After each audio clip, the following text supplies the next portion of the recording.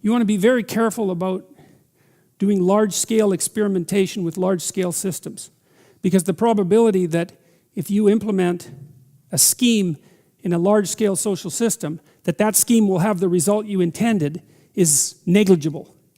What will happen will be something that you don't intend, and even worse, something that works at counter purposes to your original intent. And so, and that makes sense, because if you have a very, very complex system and you perturb it, the probability that you can predict the consequence of the perturbation is extraordinarily low, obviously. If the system works, though, you think you understand it because it works.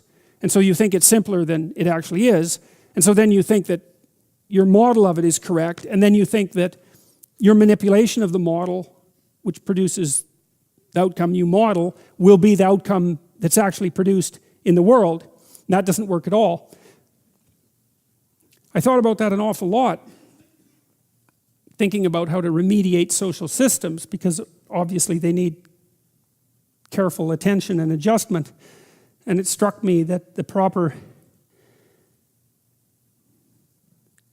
strategy for implementing social change is to stay within your domain of competence. And that requires humility, which is a virtue that is never promoted in modern culture, I would say. It's a virtue that you can hardly even talk about. But humility means you're probably not as smart as you think you are, and you should be careful.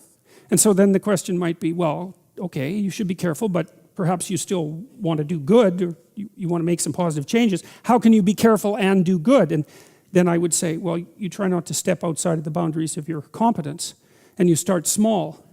And you start with things that you actually could adjust, that you actually do understand, that you actually could fix. I mentioned to you at one point that one of the things Carl Jung said was that modern men don't see God because they don't look low enough. It's a very interesting phrase. And one of the things that I've been promoting, I suppose, online is the idea that you should restrict your attempts to fix things to what's at hand. So there's probably things about you that you could fix, right? Things that you know that aren't right. Not anyone else's opinion, your own opinion, that aren't right. You can fix them. Maybe there's some things that you could adjust in your family, although that gets hard. You have to have your act together a lot before you can start to adjust your family, because things can kick back on you really hard. And you think, well, it's hard to put yourself together. It's really hard to put your family together. Why the hell do you think you can put the world together? Right? Because obviously the world is more complicated than you and your family. And so if you're stymied in your attempts even to set your own house in order, which of course you are, then you would think that what that would do would be to make you very, very leery about announcing your broad-scale plans for social revolution. Well, it's a peculiar thing, because that isn't how it works, because people are much more likely to announce their plans for broad-scale social revolution than they are to try to set themselves straight or to set their family straight.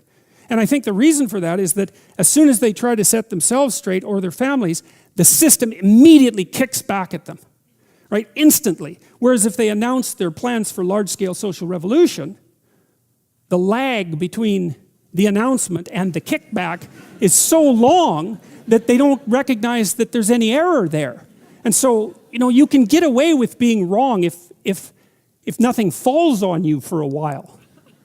And it's also an incitement to hubris, because you can announce your plans for large-scale social revolution and stand back and you don't get hit by lightning, and you think, well, I might be right, even though you're not.